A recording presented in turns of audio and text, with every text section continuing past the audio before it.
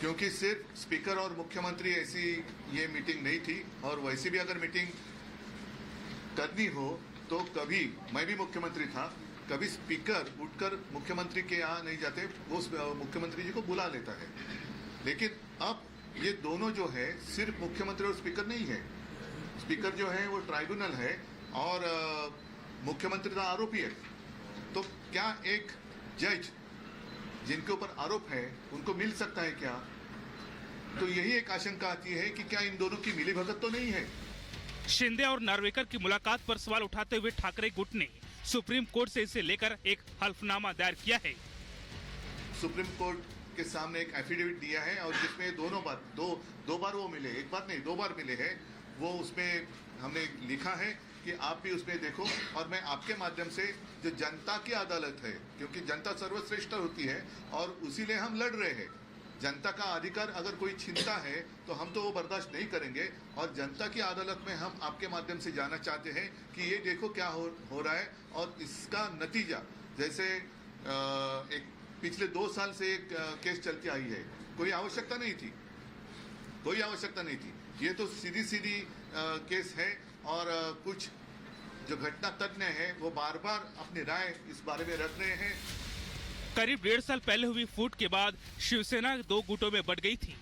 इसी के साथ उद्धव ठाकरे के नेतृत्व वाली महाविकास आघाड़ी सरकार गिर गई। इसके बाद उद्धव ठाकरे गुट ने मुख्यमंत्री एकनाथ शिंदे समेत उनके साथ गए विधायकों को अयोग्य ठहराने के लिए सुप्रीम कोर्ट का रुख किया।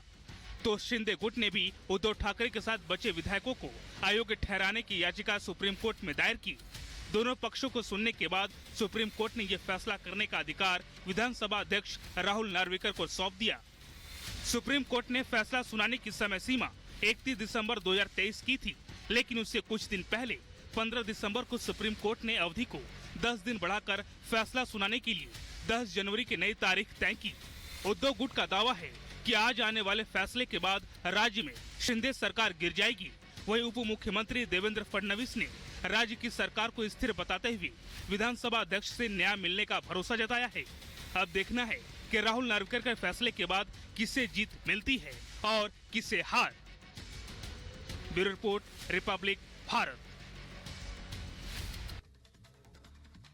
तो देखिए, सभी की निगाहें टिकी हुई हैं विधानसभा स्पीकर राहुल नार्वेकर के उस फैसले पर कि आखिर उन 16 विधायकों को अयोग्य ठहराया जाएगा क्या। ये बड़ा सवाल अब बना हुआ है। तो फैसले के बाद विकल्प क्या है ये बता देते हैं एकनाथ शिंदे के बाद। अगर शिवसेना अयोग्य घोषित होती है तो सीएम को तुरंत इस्तीफा देना होगा। इसके बाद तकनीक और सरकार गिर जाएगी। तकनीकी तौर पर सरकार गिर जाती क्योंकि यहां पर संख्या कम हो जाएगी विधायकों की। और वहीं दूसरी तरफ अब आगे क्या कुछ विकल्प होंगे। बहुमत से ज्यादा एमएलए से खतरा नहीं है। अगर बहुमत से ज्यादा एमएलए हैं तो खतरा नहीं होगा, सिर्फ मुख्यमंत्री का नाम ही बदलेगा।